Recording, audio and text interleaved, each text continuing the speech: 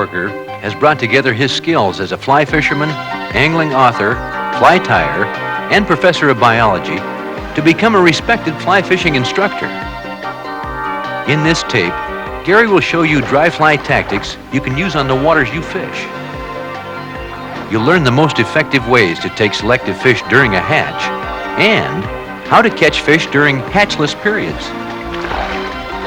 As Gary explains the characteristics and behavior of the fish's food organisms and relates this to fly selection and angling strategy, you'll come to see the dry fly in a new way through the window of the trout's world. Stoneflies are fast water creatures because they require highly oxygenated water.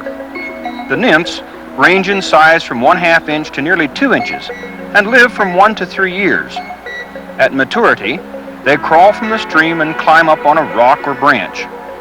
This is an excellent time for nymph fishing.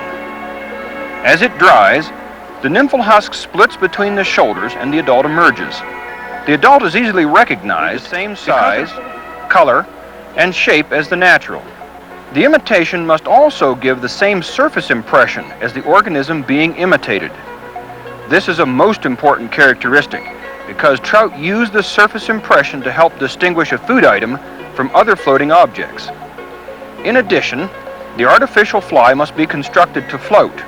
A fly for use on this riffly water is usually dressed with lots of hackle and buoyant materials so the choppy currents don't sink it, and highly visible parts such as hair wings are often added to make the fly more easily seen by both fish.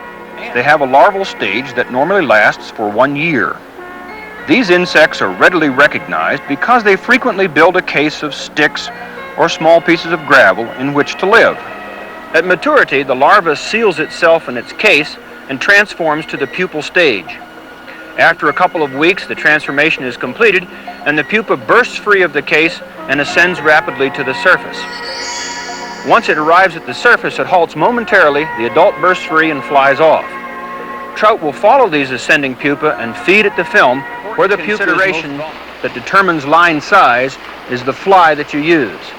And since many of the flies that are used on riffly water are very bushy, lines in the 5 to 7 weight category are better than lighter lines.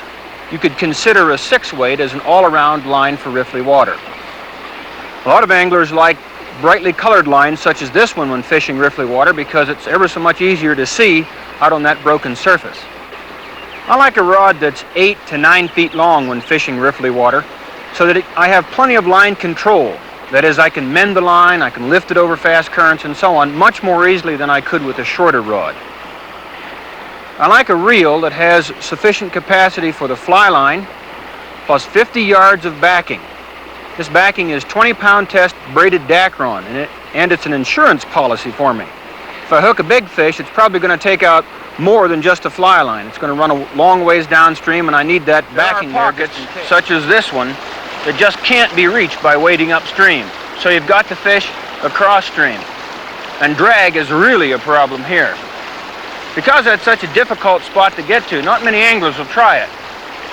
Let me show you some techniques that allow you to get into difficult spots like that. I'm going to use a reach mend to introduce slack, and then I'm going to mend the line on the water to get a nice drag-free float.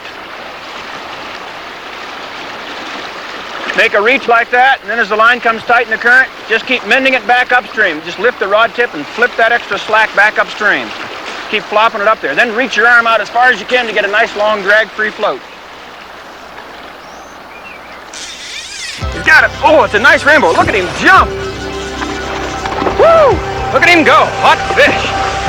Boy, that fish in that pocket water is exciting. Boy, those fish really take that fly. Bang, they got it, and then down they go. Remember to follow fish like this in this fast water because they'll pull off if you don't. Boy, that was a good run. Then get in that fast water, get your rod over to the side like this. Pressure them a little bit, get them into these quiet pockets along shore. Boy. Tough landing them in this kind of water because tough wading, tough moving. Come on there, fish. Boy, they really use that current to their advantage. Can't get him into this pocket of quiet water here.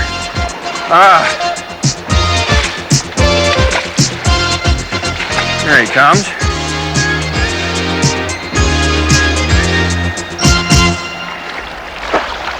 And that's why I like to fish pockets.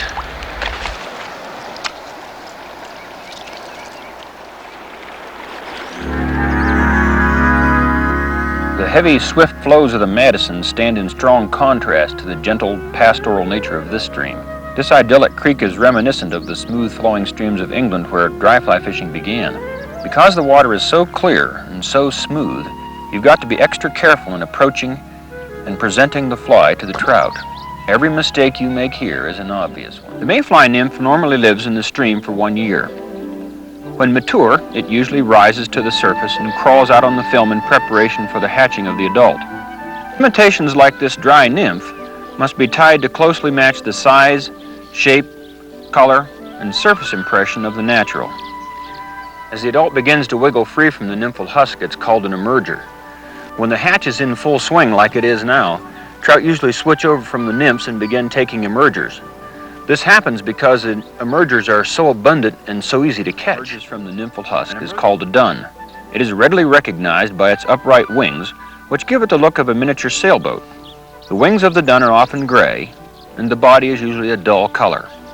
For small duns, I fish a loop wing on riffly water and a no-hackle pattern on slow water. Medium-sized duns on fast currents are nicely imitated with a full-hackled fly, with or without wings. A parachute fly with a strong, upright wing silhouette is excellent on smooth currents. Flies hackled with deer hair or big parachute patterns are used for very large mayfly duns. Flies are so exciting to fish because you see that exact moment when the fish takes the fly. Think about the concepts I've discussed in this tape and practice the tactics I've shown you. Use them on the waters you fish. When the insects are hatching and the trout are rising, you'll be ready to share in the excitement of this matchless sport of dry fly fishing.